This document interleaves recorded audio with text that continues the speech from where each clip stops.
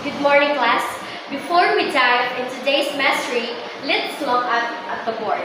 I have drawn a straight line and a point not on that line. Think back to our previous lessons on the Euclidean geometry. Turn to your seatmate and discuss how many lines can I draw through this point that will be perfectly parallel to my original line. You have 1 minute. Okay, time's up. Who wants to come up and draw it? Yes, Jasper, come to the board. Brilliant! Jasper drew a perfect pair of parallel lines. So now, if we extend this two lines infinitely to the left and right, will they ever cross? Okay, no. They will stay the exact same distance apart forever. This is the world we know, the Euclidean world. So Euclidean world, it's the geometry of perfectly flat surface like this chalkboard or your notebook. So now, look at this globe and this flat map.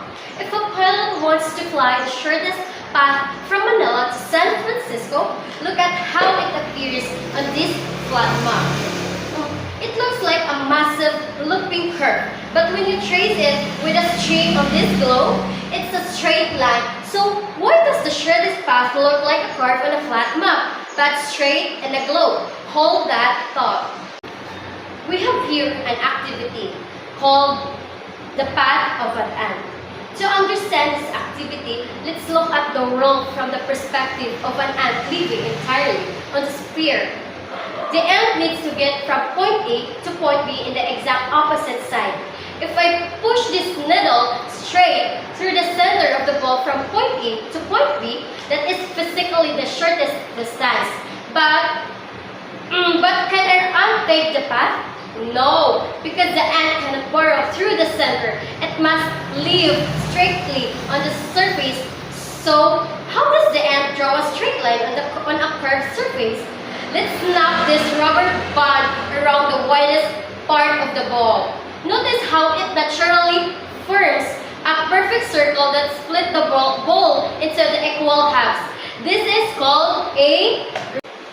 This dot rubber band represents the absolute shortest and straightest path the ant can take. What happens if I try to push this rubber band up to form smaller circle near the top, like a line path? They are curved. On a sphere, the only through lines are great circles. Now, it's your turn to experience this. I've divided you into 4 groups. Each group has a ball, dry erase marker, a measuring tape, and a piece of string. So, here are the 3 steps on how we're going to do of our activity today. Step 1, pick any 2 distant points of your ball. Use your string, stretch it tightly between those points to find the shortest distance and trace it with your marker. Step 2, keep drawing that line all the way around the ball. Does it look back exactly in half? Step 3, go to the middle of your ball, the equator. Draw 2 parallel lines, putting straight up toward the top ball. Then observe what happens to those parallel lines as they reach the top. You have 5 minutes. Go, explore. Time's up. So group 3, what happened to your parallel lines at the top of the ball? Exactly! They intersected in our flat Euclidean world. Parallel lines never met, but on a sphere, rules change. So let's formalize what we just discovered about spherical geometry. So now, here are the properties. The shortest path, the parallel lines, and the triangle sum.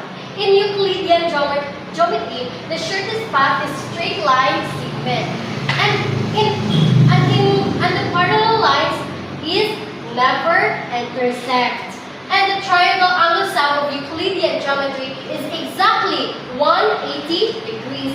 And in spherical geometry, the shortest path is the arc of a great circle. And the parallel lines is always intersect at the 2 points.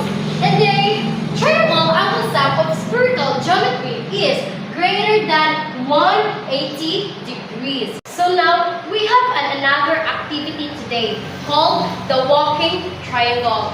Did I just write that the triangle angles can be greater than 180 degrees? Okay, let's prove it.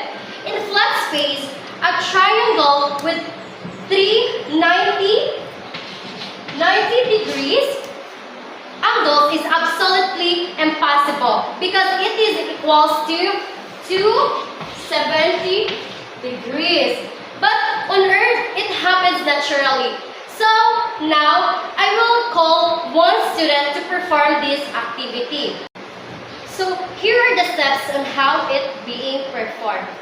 Step 1, start at the North Pole, face south and walk straight forward for 5 steps. Step 2, make a sharp 90 degrees left turn, walk straight for 5 steps. Step 3, make another sharp 90 degrees left turn, walk straight forward for 5 steps. So the student ends exactly back at the starting point. So now, when we're going to analyze the steps that the student being performed, he is right back at the North Pole, but facing completely different direction. He just walked 3-sided triangle using 390 degrees. So 90 degrees plus 90 degrees plus 90 degrees is equals to 270 degrees. So this is why international maritime navigators, flight pilots, and land surveyors cannot use flat geometry if they assume the Earth is flat over the long distances. Their compass headings will miss their target entirely.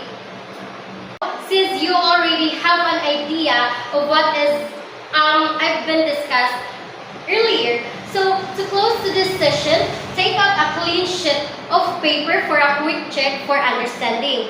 Answer this 3 true or false question and kindly start now. Okay, since you're already done, kindly pass your papers in front. 1, 2, 3, 4, and 5. Okay.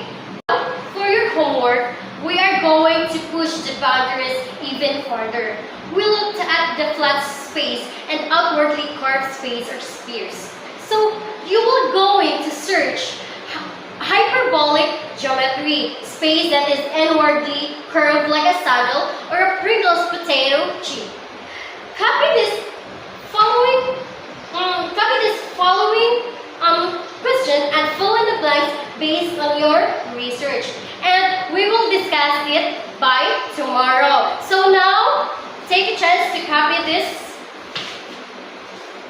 So, since you're done copying of your homework, so I hope that you've learned a lot for today's discussion.